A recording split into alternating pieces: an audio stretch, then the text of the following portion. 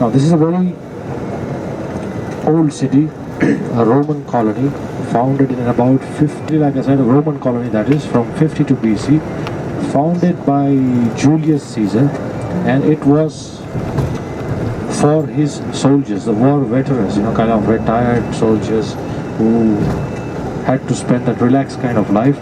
This city was founded for them so they could stay in this place. Eventually, of course, it did change. It's a very, very flourishing city, as we say. And the name Florence itself, Florence or Firenze, they call it here in Italian, they don't call it as Firenze, and it means destined to flourish. It means flourish, destined to flourish. And it did, because this is also the first place which had the coin system. The minted coins, treasury as we say, was formed or founded in this place itself. Now this is a place where just about all the great artists of the Renaissance period were also born, in and around the Florence area. So the stretch between Florence and Pisa, which is about a 100-kilometer road, in between there are lots and lots of villages, many villages in between, and that is where all these great artists of the Renaissance time been born, brought up there. But they have studied in the city of Florence, in the schools of Florence, where they have learned this art, where they have learned this craft. And that was, of course, because of the rulers of that time, the Medicis, M-E-D-I-C-I, Medicis. Those were the actual rulers, like the dukes. They were the dukes of the region of Toscana. Tuscany, which is a state, Florence is the capital of the Tuscany state. And the Tuscany area, the state, was gifted to them by the popes. Popes were the supreme rulers in old times, of course, and even now. So it was gifted to them, to the Medici family, because the Medicis were the bankers of those times. They were actually bankers. They used to give loans to everyone, including the popes. So that is why the popes in return, of course, they gave them this area or the state of Tuscany as a gift to them, and then they started to rule from this particular place. So about 1200s, roughly 1270s, around that time. The first ruler of the Medicis was known as Cosimo Medici. Then came his son Peter Medici, who was there for a very short time, and then came the main person, Peter's son, that is Cosimo Medici's grandson, by the name of Lorenzo Medici. Lorenzo or Lawrence in English. So Lorenzo Medici was the one who brought in these people from the Renaissance time, these great artists.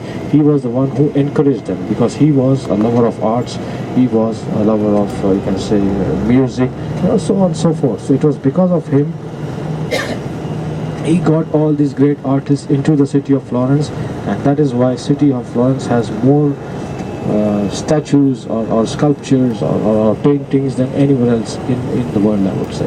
And of course they eventually spread out in different parts of Italy also, which is from here they moved out to different places, but all the artists always loved to be in the city of Florence. They never loved to leave Florence, including the great Michelangelo. Like we were there yesterday, and you saw his painting up there inside the museum, the Sistine Chapel. Even that one, he was forced to do it. He never wanted to do it. He was forced to make that painting. The dome was also designed by him. The dome of the Vatican Church was designed by him. He was also forced by the popes to make this particular dome or design the particular dome, because the popes knew he was a great artist, but he was not interested in helping out the popes. It was their own internal rivalries. He was not interested. So the Pope ordered him in a way. The Pope said, please do this in the name of God. So when God came in between, it is when Michelangelo started to do quite a few things in the city of Rome. Otherwise he never was interested, and he was not a painter, he was a sculptor, but he did that magnificent piece of work that we saw yesterday. So inside, after lunch of course we will be going there, and just about where the bus stops is one of the schools old schools, which is not like kind of a different thing now, and that is where the Michelangelo has studied or learned this particular craft. Probably when he was about 9-10 years old, he started to study about this. When we are going inside the town, the first square, the religious square, the Duomo, as we call them. Duomo is, of course, in Italian, Duomo means a cathedral. And this particular cathedral was built in the year 1296 and finished roughly about 140 years later or 160 years later. But till date, it is not totally finished. It is still an unfinished product. And you will see that when you are there around the dome area, you can still see the bricks around there, which has not been finished yet. So it has taken lots and lots of years to finish that particular cathedral, the church.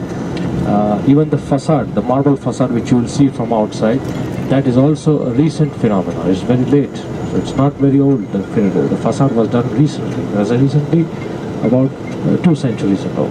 So green marble, white marble and pink marble, that is the original facade of this particular church. Green, of course, comes from a city called Prato, which is not very far from Florence, maybe 20 kilometers, 25 kilometers away from here. And Prato is known for its marble, and it is also known for its wool making industry. So Prato.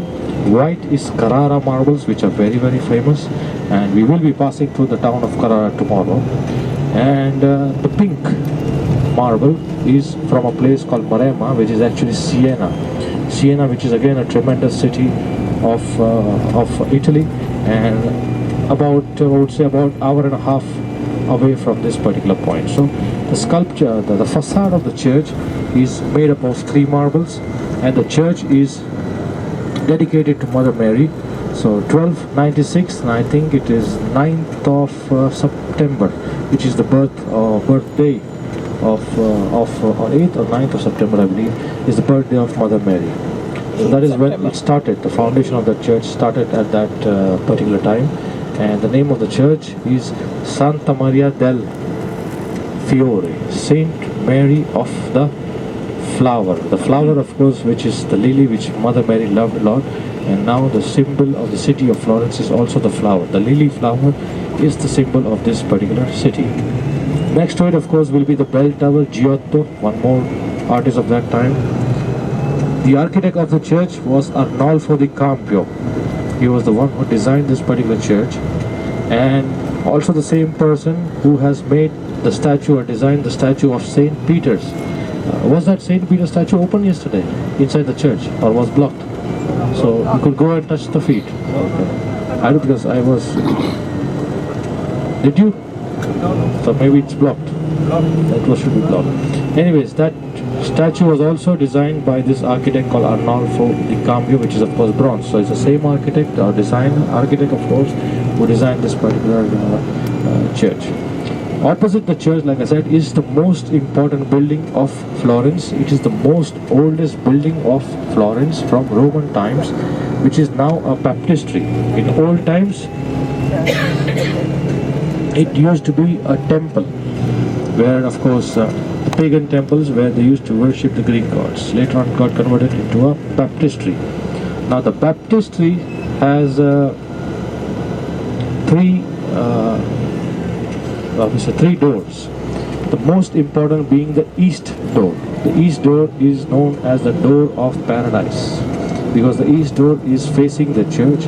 It is known as the door of paradise, and I know that it is being refurbished. They're cleaning it. The baptistry is almost totally covered, but you can still see those lovely bronze panels on that particular door.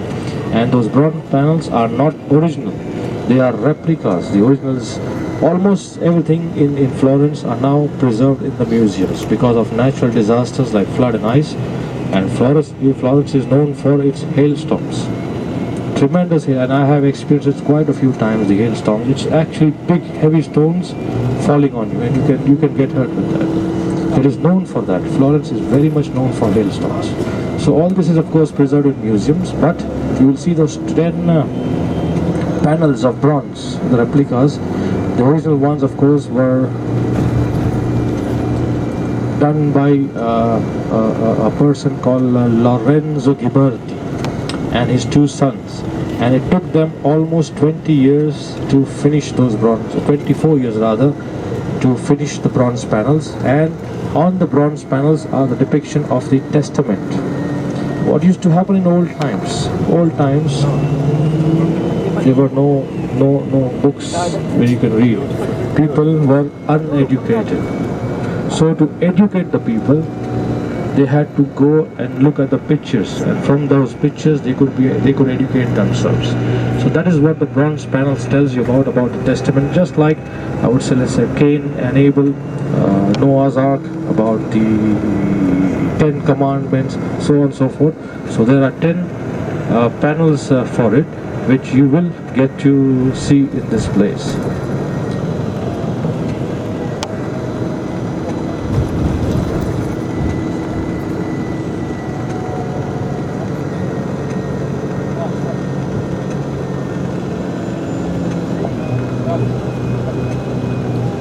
So this will be the first square. Then of course later on we will be inside going to the second square.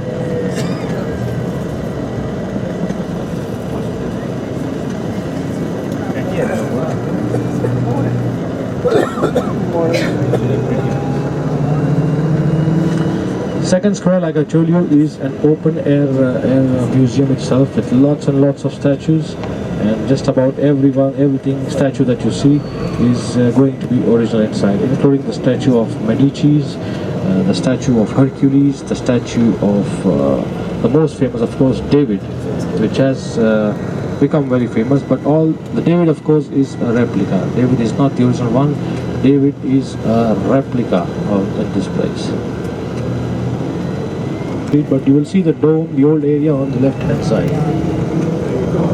Just beyond the buildings on the left, there's, on this side of the river, there's a dome and everything. So later on, of course, in the afternoon, we will be going. And there you see the magnificent dome on the left. Yeah. Dome of Florence. Oh, yes.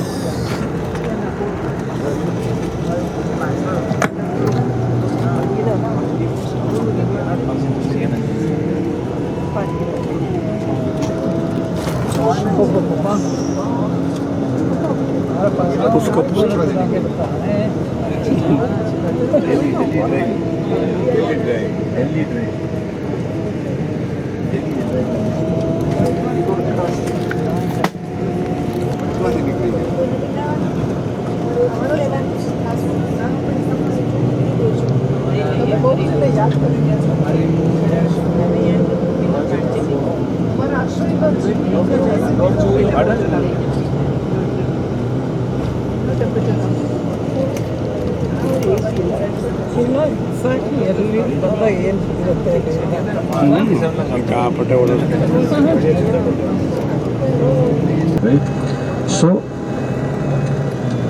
the king, the ruler, the Medici, he built a palace for on that side, but to pass they built that particular bridge that we see, and on that bridge, this is a bridge of 2 floors, 2 levels, and you will see that in the distance when we are around that area. On this particular bridge, the bottom level was for the butchers. It was for the butchers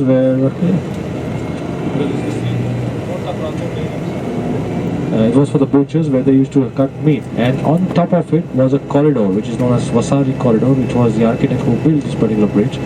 So the royal members used to pass from top of that bridge, where they can, they couldn't meet anyone. None of the royal members they could meet.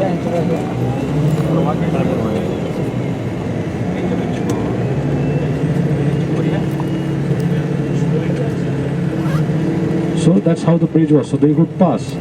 But what happened is there was too much of dirt thrown from that bridge, and of course when the queen was walking on the bridge, she did not like the smell of the bridge because of the butchers. Bakre kaatte the, janwar kaatte the, so she did not like the smell.